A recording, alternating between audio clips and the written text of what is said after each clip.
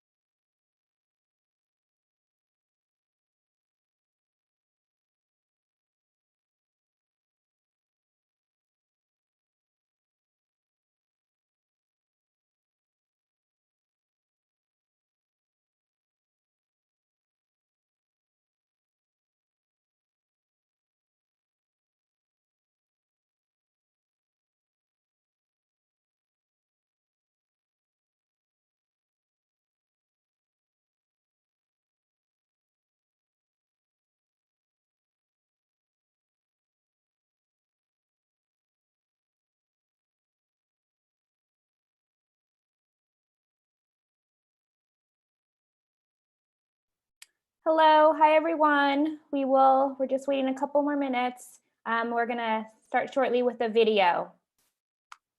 We're gonna wait one more minute just to let some more people get on.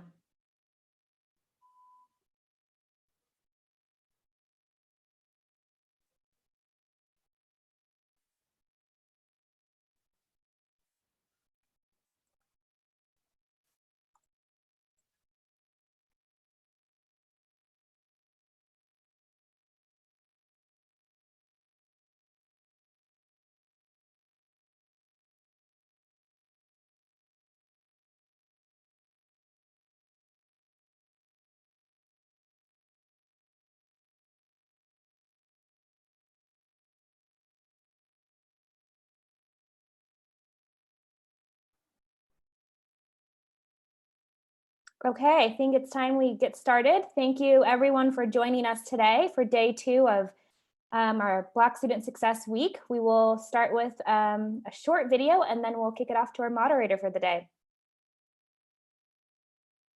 Hello, my name is Ray John Smith. Currently, I am a junior majoring in business administration at San Francisco State University, and I transferred from Moreno Valley College.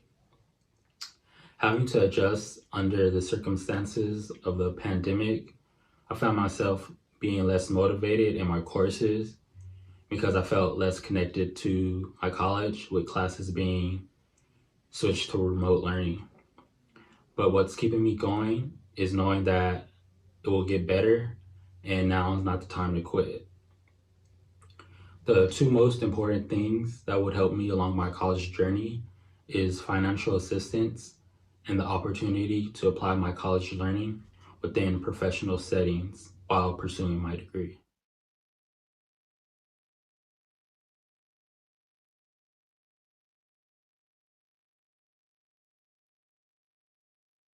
Good afternoon and welcome back for day 2 and episode 2. Again, I'm your host, Abdulmatic Bull. Yesterday, you heard radical reform, revolutionary recommendations, topped off with some damning data. There was a call to action, not to be an ambivalent bystander, but a conscious observer and activist. We implore you to keep that energy.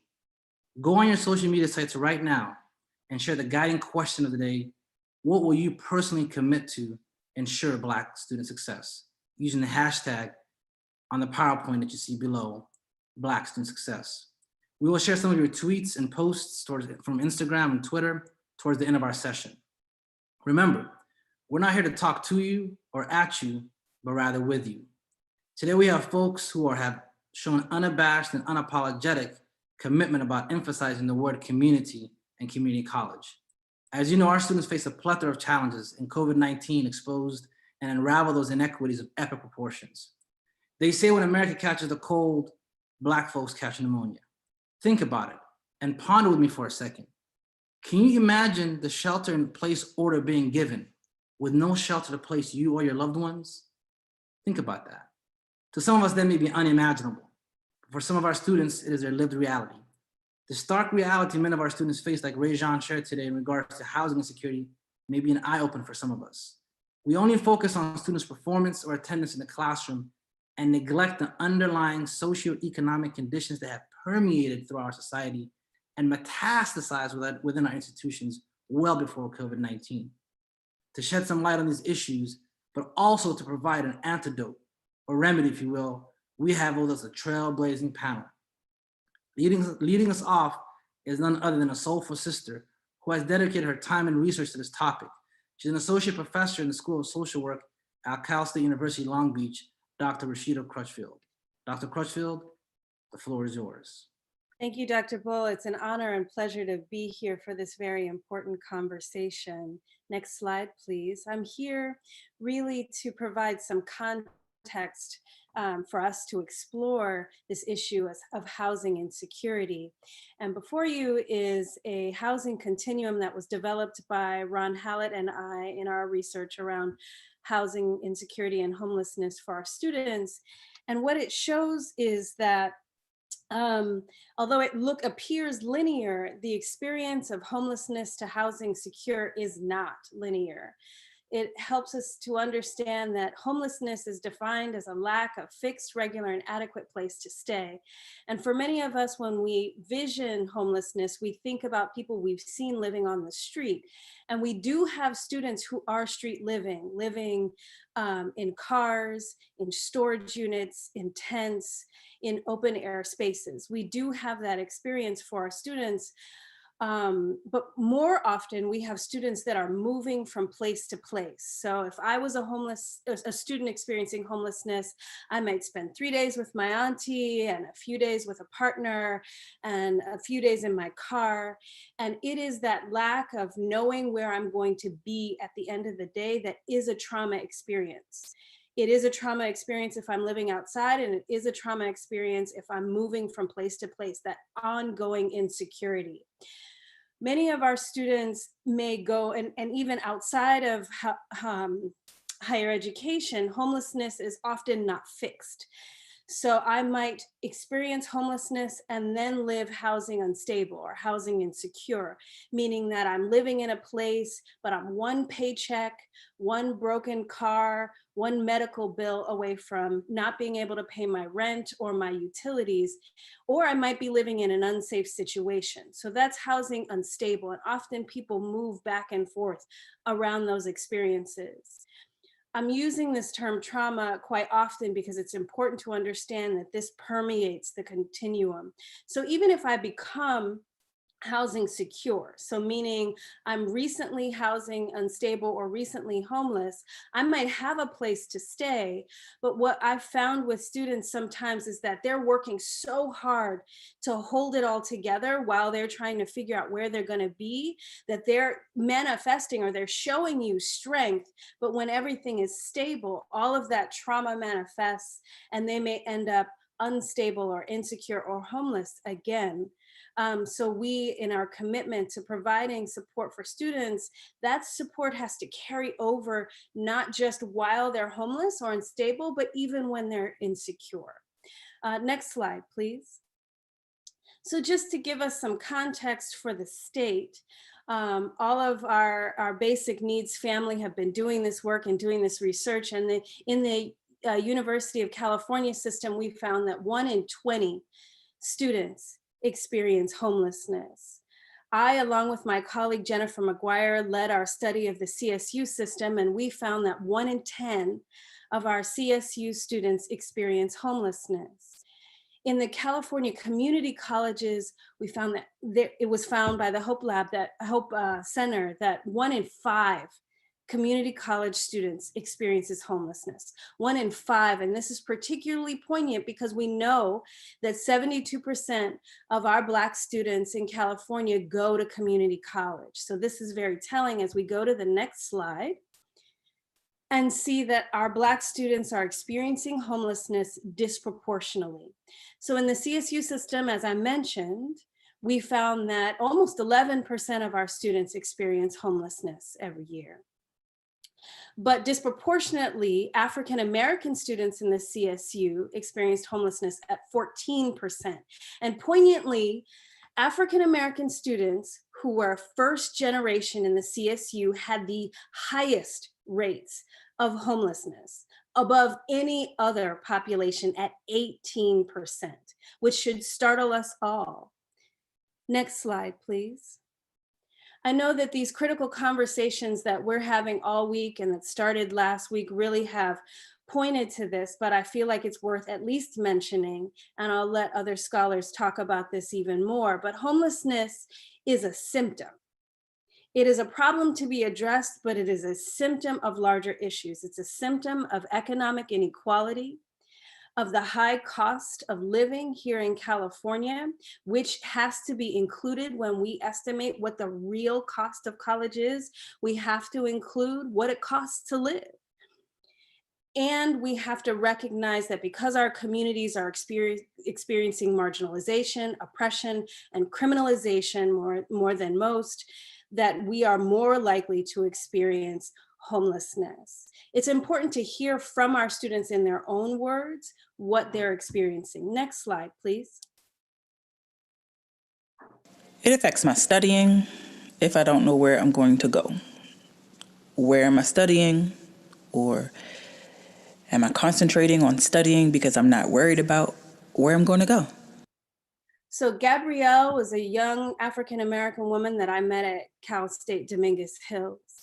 And she and I look like we could be sisters. Like she rolled in like any other student, any typical student, but she was living in her car regularly. And she said that it's really difficult to stay focused in school. Next slide, please. So for some of our students who experience homelessness, they do report lower GPAs. When I have to figure out where I'm going next week or this week or tomorrow, it's like having a part-time job. We've had students open their planners and they show you, okay, this is where I'm gonna stay on Tuesday and Wednesday, and this is when I have to start having a conversation with Martha because she's gonna let me hang out at her house. It's like a job trying to negotiate all of that. So for some of our students, it's incredibly hard to focus. But many of the students that I speak with who experience homelessness, their GPAs are very high. And this is because often they say, I'm on campus all the time. I get to campus when it opens. I stay there all day. I go to office hours because I need to. I go to the library to hang out. I go to events. These are students that often we would call highly engaged students. So they have really high GPAs, but then how long can they do this? I think this begs the question, one, that, as we see on the graph on the right, that then this has implications for their mental and physical health, but also now that we're dealing with this crisis, how long they don't have that place of stability. Next slide, please. So I'll leave the conversation for current efforts primarily to my colleagues, but I do want to point out that a lot of the efforts that we're seeing at the community college, CSU and UC level are focused on food security. I think for a lot of us, we can get our hands around trying to work through how to get students food, but housing takes innovative and creative thinking. And Dr. Curry and Dr. Hands will talk about the great efforts that they're making. A lot of the things that we're doing are emergency response. So we're responding to crisis with emergency grants, emergency food pantries, and those things are critically important, but we also have to think about more systemic measures that help students long-term. And some of those things that have been found to be more long-term include a single point of contact or case management model where a student can go to one place rather than having to go to many different places to access services, and telling and retelling their story and having to be vulnerable with many people. They can go to one place and make those linkages, and also have someone continually check up on them and make sure they're still safe and well. Our CalFresh application assistance allows students to get tapped into longer term support and more consistent support.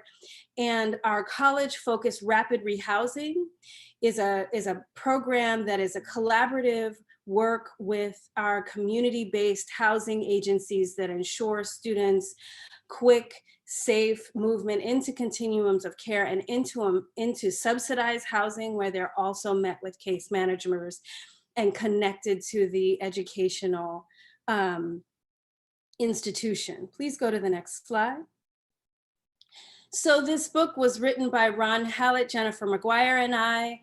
Really, it provides, it's an easy read. It's not, we're not trying to sound too smart. I mean, we're just trying to make it very practical and very applicable to a lot of different environments. So it's got very practical examples of how institutions can begin, maintain, and sustain their campus initiatives. It has contributions and vignettes from students and staff and policymakers. So it's a great resource for you. As I end, I really always want to end with the voices of our students. Our students, I'm talking about this challenge because it is incredibly difficult, and that's real, but they are resilient, they are powerful, and they are the best investment that we can ever make. Next slide, please.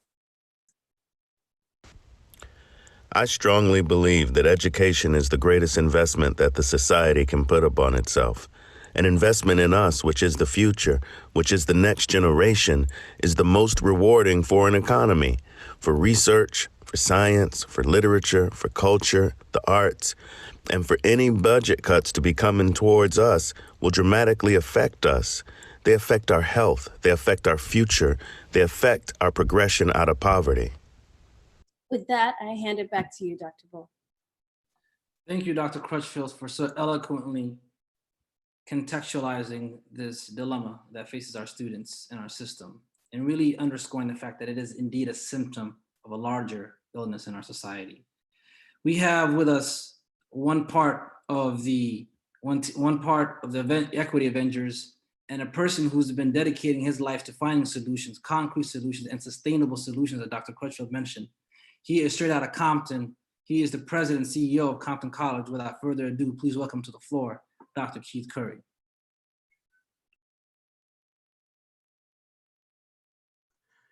I forgot to unmute. Okay, thank you, Dr. Bull. And I do apologize for my unmuting. Things happen when you don't pay attention to YouTube and the webinars and trying to figure everything out. I'm excited about being here today to talk about housing, particularly housing for African-American students at the California community colleges. A lot of times we get caught up looking at food and housing insecurity, but the housing insecurity, from my perspective, is a problem that's going to be long-term for our students, especially when you look at the unemployment rates and the increase due to COVID-19. Also look at funding that's available for individuals who are renters and what's going to happen to them as an impact from COVID-19. So we really got to work through some of these issues as relates to housing, but looking for long-term solutions to address the housing crisis within the state of California, but also in California community colleges. Next slide. So I want to just set some context before I get into some of my comments. Most people have heard me speak before. They know that I talk a lot about racism, institutional racism, and also breaking down every single racist barrier that we have in California community colleges to support our students, particularly African-American students. But before I get to some of those recommendations and how we can do that, I think I need to set the landscape in regards to the data in California community colleges, particularly when we look at African-American students. So last week, Dr. Harris in the town hall from San Diego State University talked about the demographics of California community colleges and the numbers of African-American students. I'm looking at this slide, 5.8% of the students in California community colleges are African-American students from the 2018-19 year. What's interesting about the data is 55% of the students are women, 52% are working, are adults, and 77% of our students are part-time. Next slide. So before I talk about my college and my data, most people know that I always show this slide about Compton College as the 114th California Community College. And this right here is a piece of my inspiration to talk about why we're doing this work for our students. The question was asked earlier, what are you doing personally to ensure Black students succeed? One is being in a leadership position to represent my community. I'm from Compton and serving as the first president of Compton College as an accredited college. I represent that community, but also I'm always looking for innovative ways to support our students, particularly African-American students. Next slide. So let's talk a little bit about my data in Compton College. So you saw 5.8% the state of California community colleges are African-American students, but at Compton College, 21% of our students are African-American, 61% are Latinx. Majority of our African-American students are the older population. If you look at the ages 55 and over, you see that's a higher number for Compton College. So a lot of our students are older students, especially African-American students are older, but 21% of our students are African-American. Next slide. Next slide. So last week, Sarah Gowitt-Rabb talked about the housing, food insecurity and brought out data from the Hope Center for College, Community, and also Justice. And in that presentation, she talked about the data from a couple of different surveys. I just want to just give you some of that data again, but also give you a sense of Compton College as it relates to that data. And we have participated in a couple of the studies from Hope. But if you look at in the 2018 study, 68% of our students had housing insecurity, 18% were homeless. If you look at California community colleges, we're 9% higher. We're 8% higher for housing insecurity and 1% lower for homelessness. But in 2019, if you look at our data, which was a higher sample size, 63% of our students have housing insecurity and 23% are homeless. What does that tell you is that we really have to work at our institution regards to homelessness and find out ways to address that for our students. So a couple of years ago, I had a couple of students come to my office talking about they had issues with some of their students who were homeless and they said, Dr. Curry, what is our solution? And at that time, we had no solution. And so from there, we created a Tardis support network that provides support to our students for housing and food insecurity, but also too, we're working on a proposal regards to building student residential halls at Compton College. Yes, student residential halls. Our goal is to build 540 beds on our campus by 2024. And that is a real solution for our students, but also making sure that's affordable for our students as well. Next slide. So three out of four of our students are facing some type of housing or food insecurity. So if you look at our data, it shows that our students have the issue with food, but food is not number one. Housing is number one. And the number of students who have housing insecurity and also the number of students who are homeless. And the numbers continue to increase. Next slide. So look at the data from the 2018 year. You can see the different groups and the higher levels. Even though Compton College has 21% are African-American, 75% of our Black students, African-American students, are having housing insecurity. Just think about that for a little bit, 75% of our students. But also too, the number of our students 75% of our students who have children who have housing insecurity. So if you're building housing on a community college campus or providing affordable housing at your college campus or providing affordable housing, you also have to take into consideration, what are you doing for those individuals who have children? And how can you provide affordable housing or refer them for services that also have it available for their child? You can't say, oh, we're going to provide this for our students. You also have to take into account that our students have children and they need housing for the children as well. Next slide. So just a little bit more about the African-American students. So if you look at the data from last week that Sarah Gowitt-Rabb shared, I kind of expanded on that data today to talk a little bit more about Compton College, but then also about what's happening in the state of California in regards to African-American students. So at Compton College in the 2018 study, you see the 75%, which I referred to earlier, and 33% of the students are homeless. Even though, again, African-American students is only 21% of the population, 75% are housing insecurity, 33% are homeless. The state of California data, 2018, 73% of the students, African-American students, are housing insecure, 31% are homeless. based off of 5.8% of our students.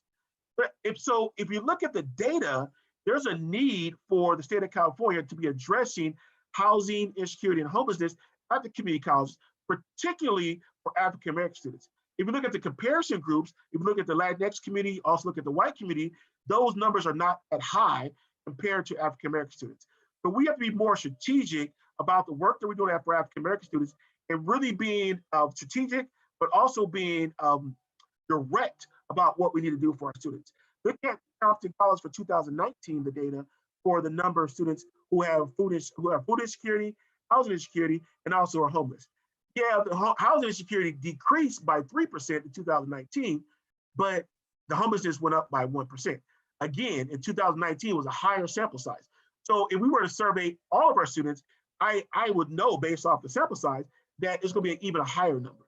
And you look at the national numbers, Compton's have surpassed the national numbers, and the California community colleges have surpassed the national numbers.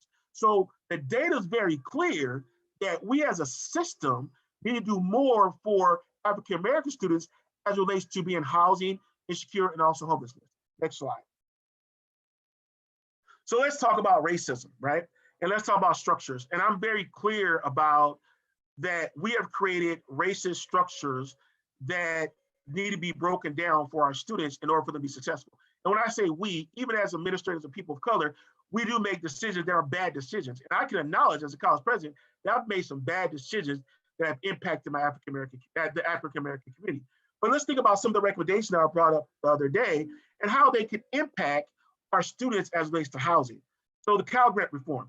Yes, we need to increase the Cal Grant to cover the total cost of attendance. Why is that important? Because right now, if you look at our students, they don't have enough money. So we want to be able to provide housing for our students, be able to provide them with support. They're still going to need money to be able to pay the rent for campus, on-campus housing, or even off-campus housing. So we need to have Cal Grant reform to really look at the total cost of attendance. Our students need more money in their pocket. Also, we need to look at race-conscious decisions, right? The definition. And I know Frank Harris talked about that last week. They talked about it again yesterday. We need to, as institutions, have particular programs that focus directly on our students. And from my perspective, African American students need more programs and support in order for them to be successful. Also, we need to look at our student equity and achievement dollars to support our students. When I look at this the student-centered funding formula, I support the new student-centered funding formula for various reasons, but also I think we need to start looking at how can we provide additional funds for colleges that are supporting African American students and seeing their rates of African American students who are successfully completing, they should get more money. Also, student equity and achievement dollars. Need to increase those dollars for colleges that are working with African American students, provide them with more money to support those students on their campus. And also maintain the investment that we have in student equity and achievement. I don't know about anyone knows, this past year, and I learned this through this process, is that we're studying our housing proposal.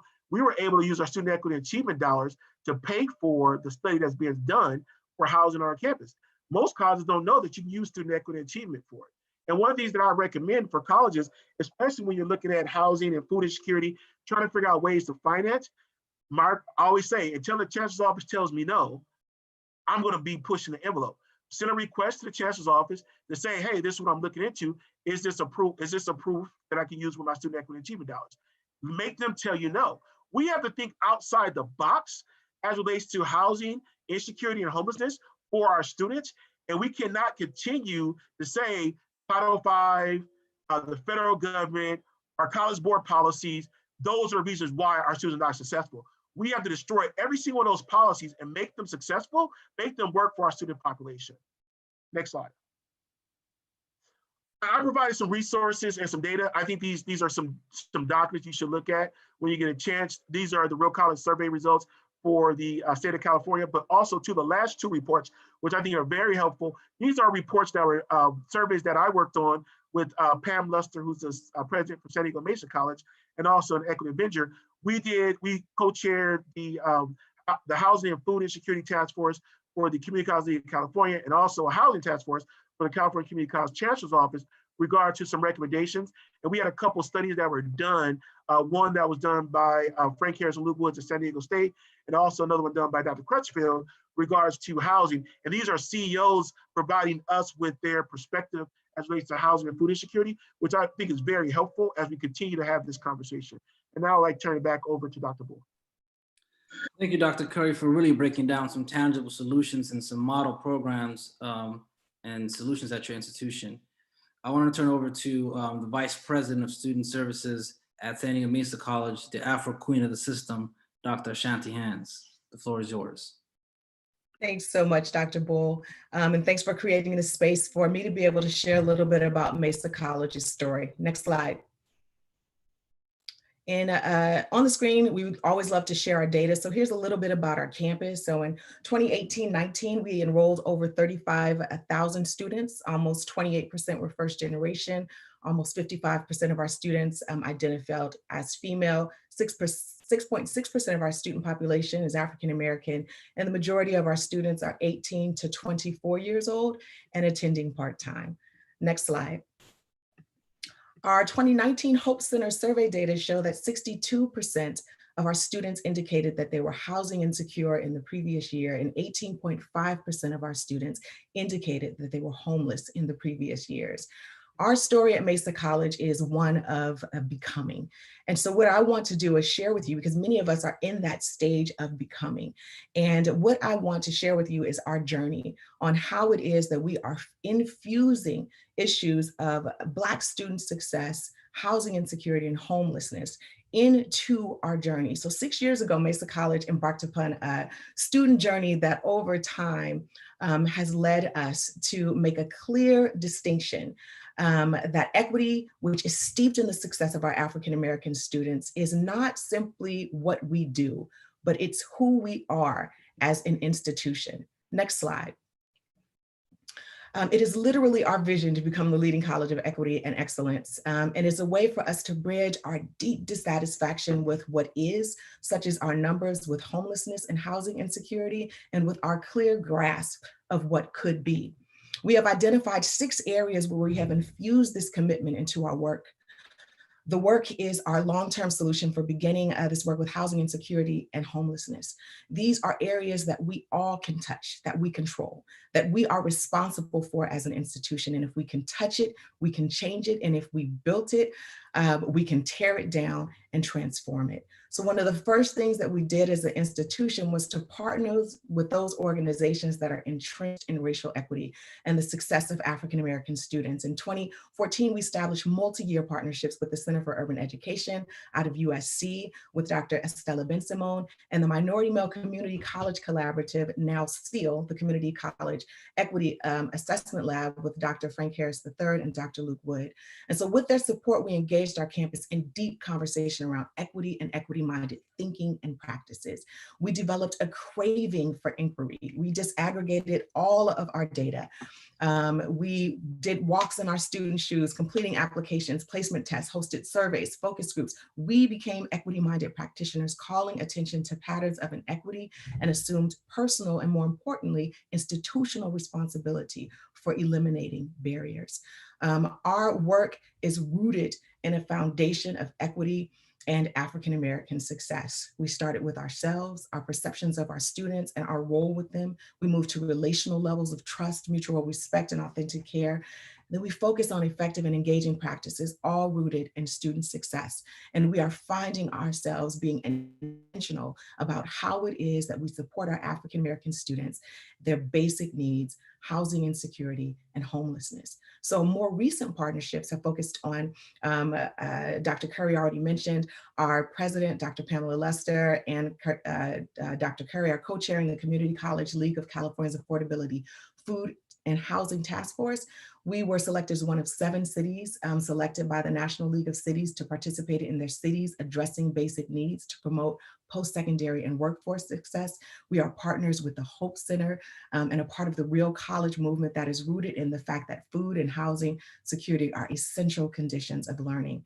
We're partnering with Equity so that we can distribute and disseminate funds and basic need resources to students. And we're partnering with consultants and working with the Institutional Effectiveness Partnership Initiative to ensure that equity and housing are infused and addressed in our master planning processes.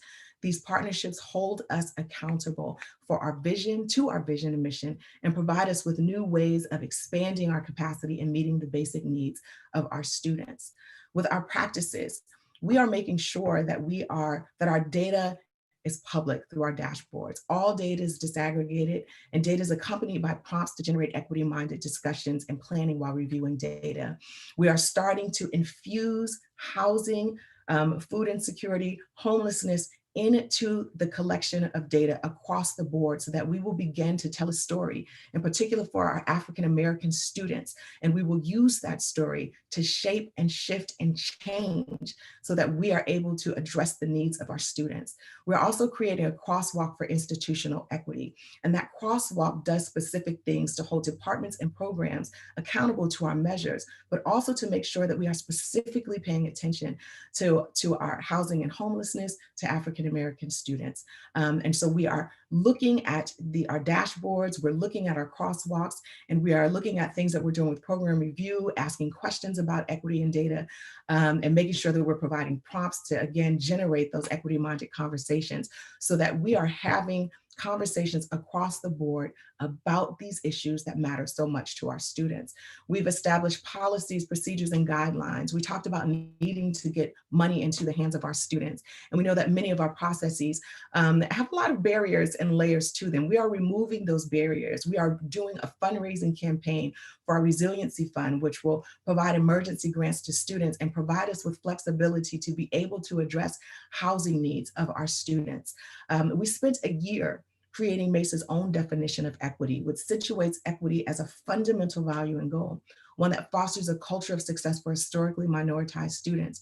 It says that we're going to listen to our students and respond without stereotyping. It has roots in inquiry, data collection, and implementation, and reflects our aspirations to work with integrated and equity-minded systems to ensure that our students have the basic needs that they have. And we are constantly going back to that equity definition and using that as a lens for how it is that we will serve our students, especially with basic needs. We've created structures to ensure that there's institutional responsibility for our students. So we created the Office of and School of Student Success and Equity, which is led by a dean.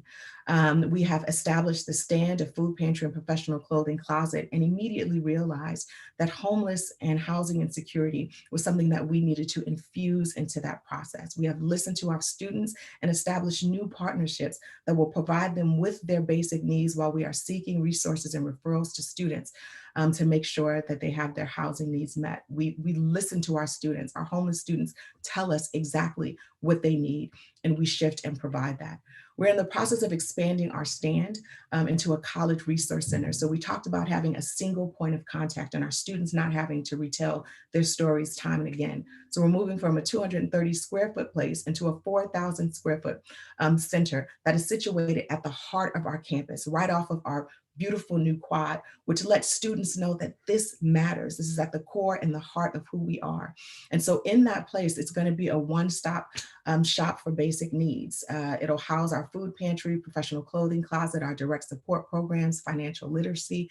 It'll provide a space for workshops, activities, and events, job placement. We're going to co-locate community services like Rapid Rehousing, 211, CalFresh, Urban Development, and we're going to serve as a hub for our resiliency funds. And so we know that right now we are trying to find creative ways to directly address our housing issues. We are co-terminus with the Canyon and have no new place to build, but we do have community resources. So they're going to extend our capacity to serve our students. And this summer we opened our doors to a FAST Center. FAST stands for Fostering Academic Success and Transitions for Foster Youth. So there again, we are creating places, spaces, and people to be able to provide needs, including counseling, tutoring, food, childcare, emergency housing, and other unique needs. We have a list of activities and interventions that we have done. Many of you all are doing these same things. We're hosting basic needs summits, partnering with our community to talk about housing. We're partnering with Feeding San Diego, the San Diego Food Bank.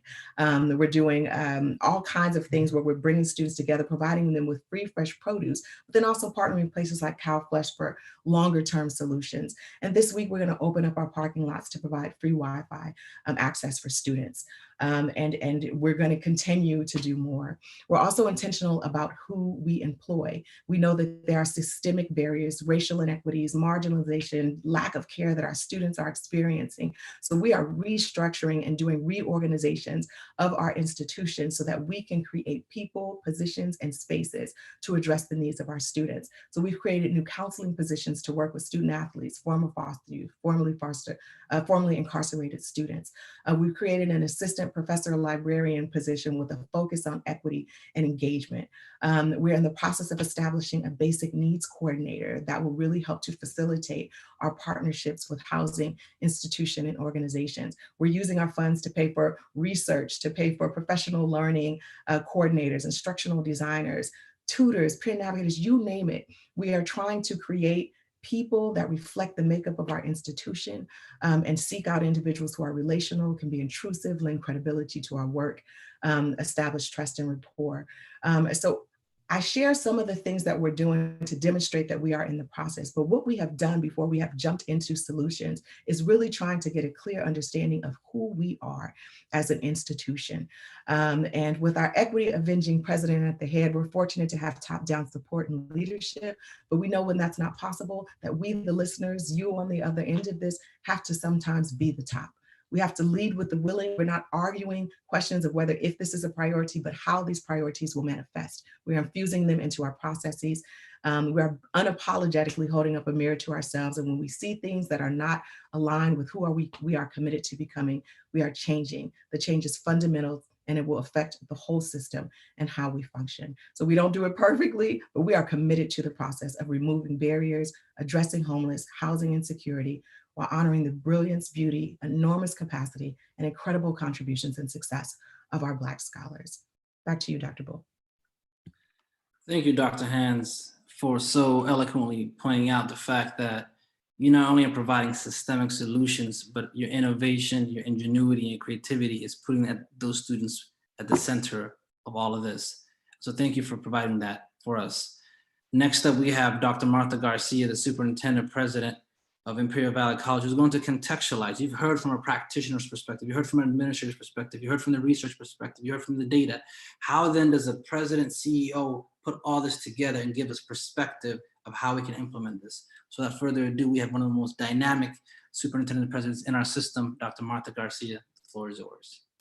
Thank you. So I'm going to start from the personal perspective because it's evident in regards to who spoke, or those of us that participated today, that our leadership is driven by our commitment to help students, specifically underrepresented students, succeed. And from a personal perspective, I would like to convey that I feel a tremendous responsibility, specifically when it comes to supporting our most vulnerable students. And the reason why is because as a proud daughter of farm workers that farmed in this community in Imperial County and the Coachella Valley, I never presumed that I would have the opportunity to lead the institution, the community college that enabled me the opportunity to pursue higher education. And this institution continues to be the only opportunity for many students to pursue higher education. I recognize the needs of our students and I recognize their barriers, and I'm privileged to serve in the role, and I have a great responsibility.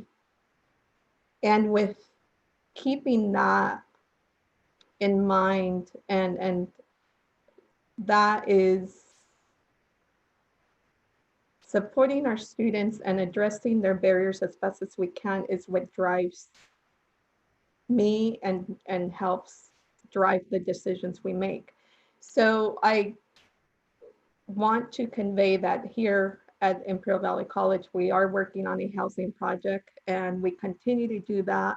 And if I felt an urgency previously, I feel that urgency now to be greater under the current circumstances, because we see the inequity, specifically in regards to those that are mostly impacted under the current circumstances and those that are dying at greater numbers, and they are African American and Latino community members.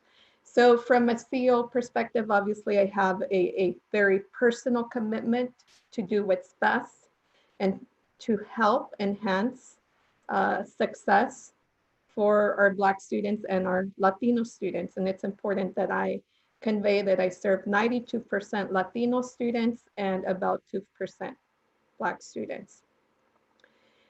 And I want to share from the general perspective of the CEOs. Dr. Curry mentioned that there is a CEO Affordability, Food and Housing Insecurity Task Force, and we have been working collectively, and I have the privilege of serving on this task force.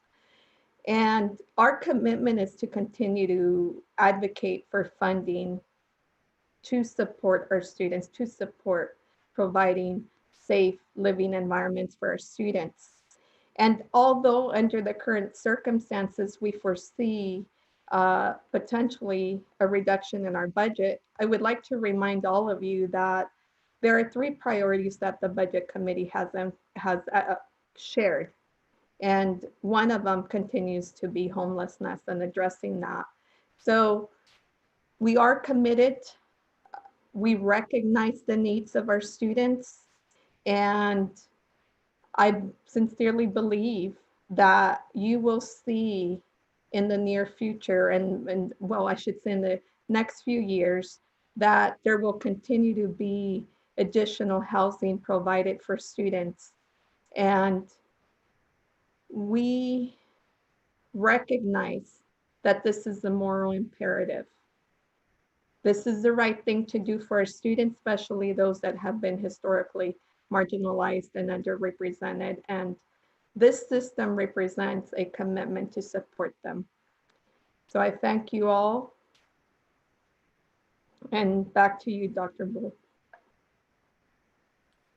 Thank you, Dr. Garcia, for pointing that out and how we can definitely be more intentional and deliberate in our approaches.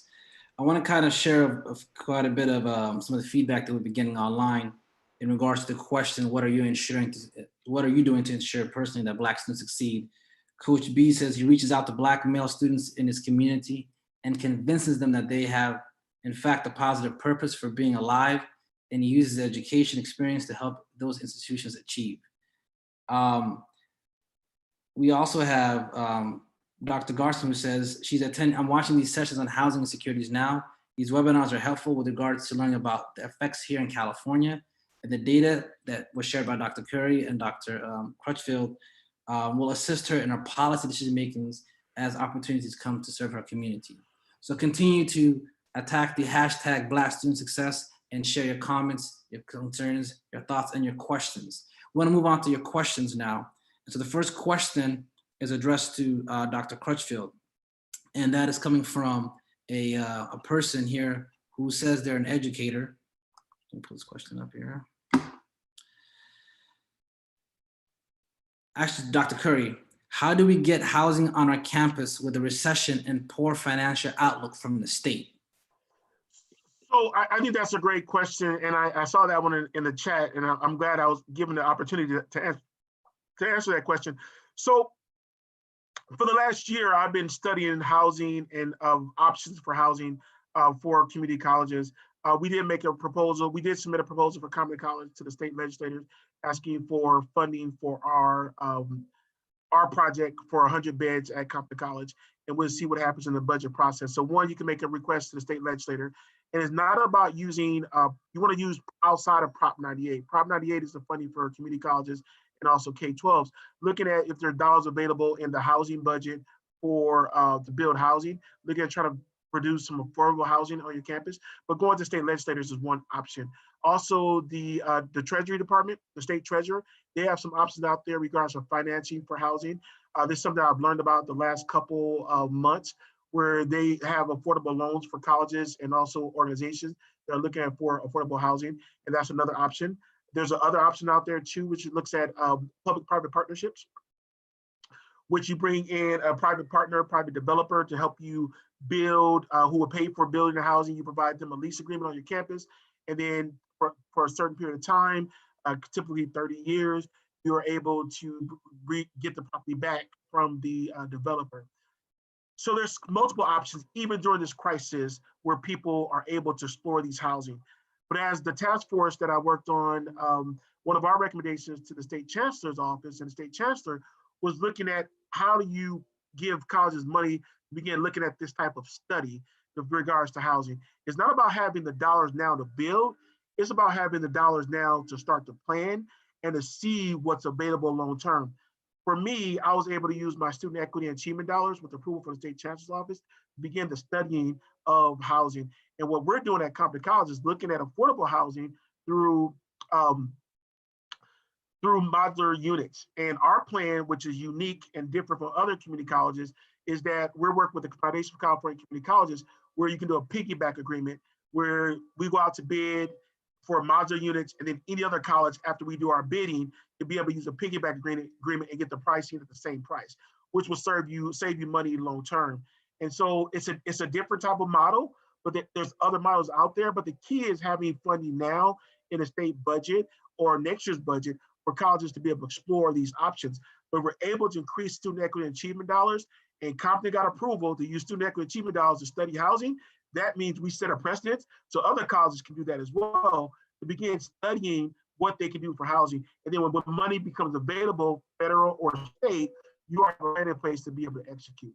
But there's multiple options out there, but the key is for educators to be trained and provided with professional development about those options. And public-private partnerships is one that I always tell people, you need to have professional development on it because it could go the wrong way. Thank you, Dr. Bull. Thank you, Dr. Curry, for that response to that question. The next question is addressed to Dr. Crutchfield. You talked about how this is housing security is a symptom. So the question is, how can the community colleges make a significant push outside of the colleges themselves to improve the conditions of life for students and their families, since those conditions are so important to making student success possible? I mean, it's addressed to me, but I think this would be an interesting question for our panel. But I'll start by saying that clearly, first and fundamentally, we have to partner with our community-based agencies. We really can't address even the symptom without those strong relationships with the folks that are doing the work every day.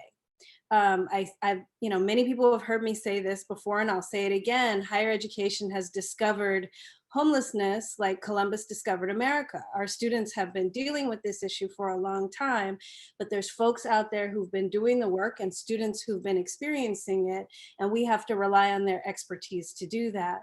We also have to continue to do the advocacy that many of the panelists that we've heard before now, and we'll probably hear from later in this week, really looking at how our state and federal policies are directly addressing these inequities. So it's great for us to get stimulus packages across the board. There's all kinds of people are hurting. Everybody is hurting right now, but we really have to look at the disproportionate impacts that Black folks face and really be strategic and intentional about addressing those issues. I do want to offer the space for some of the other panelists to interject here. Dr. Curry or Dr. Hans or Dr. Garcia, anybody want to tackle that question? Utilizing outside support systems to help assist? This is Dr. Garcia, and I would like to convey that from our stance, we're definitely relying on the additional supportive services. And I could tell you from a financial standpoint, our community colleges will never have sufficient funding to support the tremendous needs our students experience. So I'm personally fundraising and working with our foundation to ensure we raise funds to support our efforts. So the funding that has been allocated to our housing project has been donated by our local farmers. And I would like to emphasize that not having enough funding is an excuse. I don't utilize that as an excuse.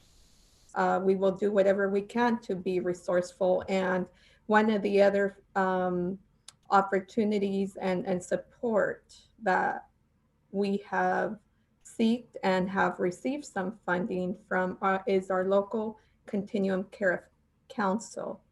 And there's 53 that exist in the state of California.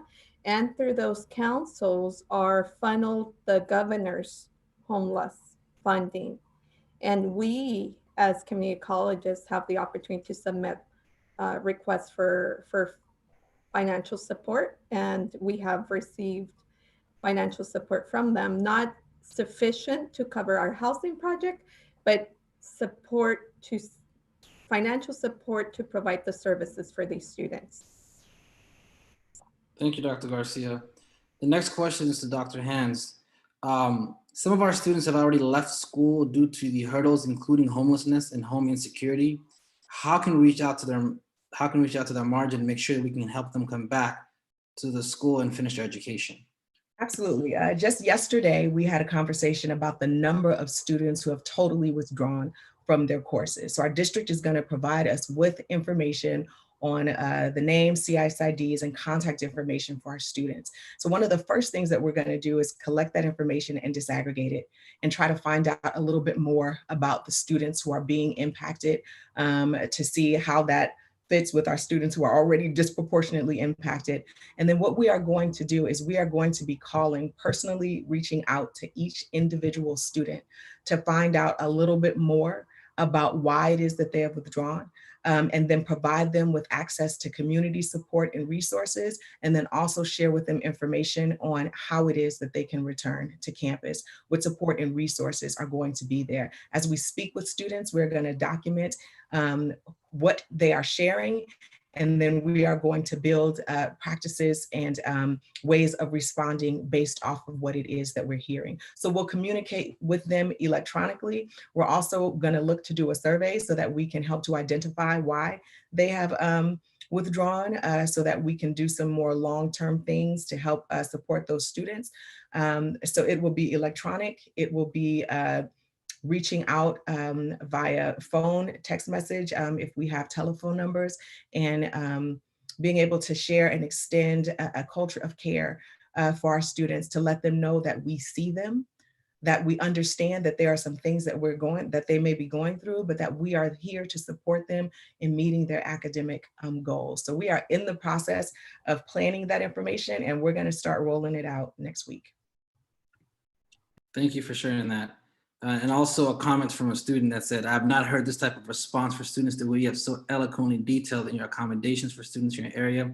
What I have done as a president of my Moja Club on campus is to make noise, show up, and go further than what I think our campus is ready to accept, including providing hygiene kits, water, and school supplies from my contacts.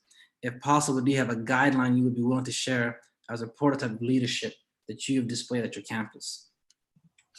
Oh, thanks. So we don't have a specific guideline. It's more the way that we go about doing the work. We understand that we cannot meet the needs of students if we don't know what the needs of the students are. So we have a habit, from our president to our vice presidents to our deans and administration coordinators, of showing up in those places and spaces where students are, to make sure that we can hear from them, so that they know that this is not something that they have to fight for or against the institution, but that we will fight together to make sure that their needs are met. And so I think it is the way that we go about doing the work that we do and demonstrating our care. As I mentioned, we literally have changed our vision to become the leading college of equity and excellence. We try to put that out there every time that we can, because we know that that's a lofty vision and a goal, but we want our students to hold us accountable to that. And if they are not seeing it, we want them to come to us. We want them to tell us where we are missing the mark, so that we have the opportunity to bridge that gap between who we say we are, who we actually are, and who we want to be. And so there are many ways that we do that, and trying to make sure that we constantly give voice to our students. Again, listening to them. I love how you explain that you provide hygiene kits. When we started to hear from our homeless students that they needed this, we went out and established a partnership, and we have someone who gives us hygiene kits for our homeless students. Our homeless students have also said that while we are looking for placement, these are the things that we need. And so again, I shared, we're starting to do the pillows. They were like, if we can't, wash our clothes, we need containers that can be sealed, or we need, so we're trying to say that while we are in the process of finding you a placement, what do you need in this moment? And that can only occur from hearing our students. And that means that we have to be present, we have to be vulnerable, we have to be open to hearing where we are not hitting the mark. And I think those are some of the ways that we do this. I did respond to you. I would love to speak with you one-on-one to talk a little bit more about what you're doing and some thoughts that I might have. This last question, we'll go to Dr. Curry and Dr. Garcia, if you want to chime in. Have you encountered policies and regulations that were directly in opposition to serving students in need? For example, policies that make it unethical and non-compliant to provide students any form of gift cards, including gas cards, cafeteria, bookstore, gift cards, and how have you kind of circumvented that? So I saw this question in the chat, and it's very interesting to me because our EOPS and CARE program provide gift cards to gas cards to our students who need gas. We also provide food vouchers for our students at the cafeteria for our campus. And so our bookstore, we also provide book grants. So our policies within EOPS and CARE has been very open to that. But also, as I mentioned earlier, we have to push the needle. One of the things that I've been talking about EOPS and CARE program about for the last year, and they're implementing for fall, is that every student with our EOPS and CARE program will get a laptop. We have to start looking at our regulations and asking for approval from the chancellor's office to be able to change the way that we do business. COVID-19 exposed what we already knew. We already knew that we didn't put technology in our students' hands, but we were late to doing that. However, since COVID-19, I have never seen as many community colleges move so fast in providing labs and hotspots to our students to meet their needs. Why wasn't this done a year ago or 2 years ago? Because some of our policies and procedures that we had on our campuses, people were like, I don't know if we can do it, but yes, you can. Another thing that you can do that's different, we're doing food vouchers right now. We're delivering meals to our homes. We're delivering meals to students' homes right now during COVID-19, where students are getting healthy, affordable meals, to their home, paid for by college. We have to think outside the box and utilize those regulations to our advantage and ask the chancellor's office to tell you no.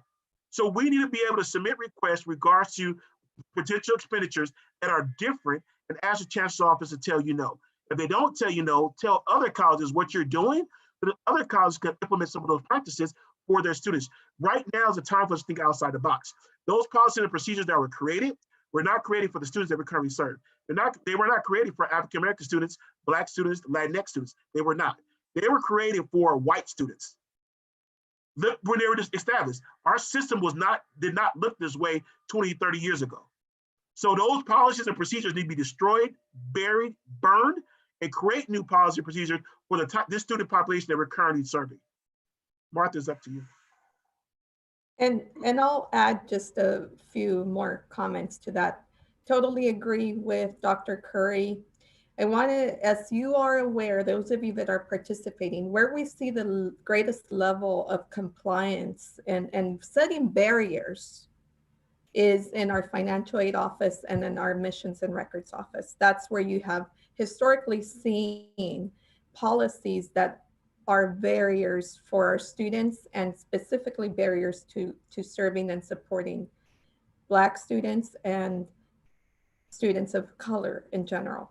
And it is important from a leadership standpoint that we have a candid conversation and we lead and are clear about our commitments to eliminating those barriers. Why? Because our students deserve better than that, especially because our most vulnerable students are coming to our institutions and obviously are offsite now, but they continue to pursue higher education because they have hope that through education, their lives will change. And at IVC as well, we are delivering meals to students. I serve a community, the community of Nyland, where, believe it or not, there is a community where within that city that there is no running water or electricity. And you would not believe that that happens. that would happen in America, but it does. And that specific population, we've made a commitment to take food to their door. Why? Because they deserve that and more. They're continuing to strive to achieve their educational goal. And it is, as I stated earlier, a responsibility that I take very seriously. Thank you, Dr. Garcia and Dr. Curry. I hope today that you're one step closer to enacting systemic change. They say knowledge without action is like a tree that bears no fruit. We are calling you to action with the knowledge provided here today and yesterday. Please continue the conversation on the hashtag Black Student Success Week or Black Student Success, and post your pledge and commitments to ensure Black students succeed. We all play a pivotal role. You heard from CEOs and presidents, you heard from administrators, researchers, and practitioners. We all play a pivotal role, big or small, to move the needle of justice in the right direction of true racial equity. I would like to thank our panelists and you, our delighted guests. And we hope that you tune in tomorrow for Dr. Harris and Dr. Wood as they discuss with us about making the case for Black student success. Please let the conversations continue on Twitter and utilizing our hashtag on Instagram. We're going to have a Twitter chat next Thursday. We hope that you continue to follow the handle at Amend 2006 to ensure that your comments, concerns, thoughts, and actions are implemented. Thank you, and see you tomorrow for episode 3.